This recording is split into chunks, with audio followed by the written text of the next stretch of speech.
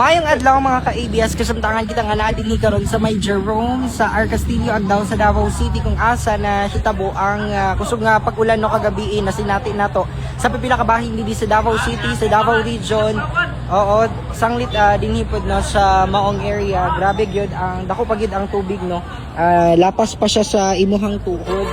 Nabasa na gani ang ato ang news team, ato ang cameraman.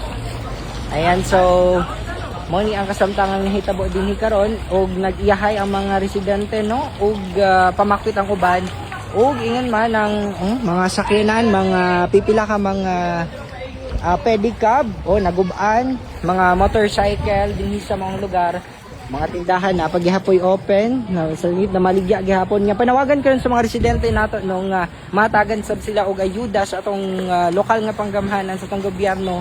Sir, sa atong maingan karon sir nga baha di sa inyong lugar. Wala sir, di ka taga dire. Pero kani mo under pa nimong motor. Dili na. Nasudlan gyud. Alright, so mga ni mga higala ng mga ka-ABS ang nahitabo dinhi karon. Ayan, may gani na yung mga dusandanas po dinhi nga mga panimalay. Oo. So, pipila ka mga electric nga unsa gitawag na sir? Bike. Mga e-bike na naapil pod na damay sa kuan. Oo.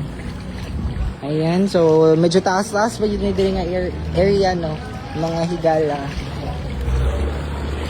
Ayan, grabe nagpasad pa ang mga basura nga ng lutaw.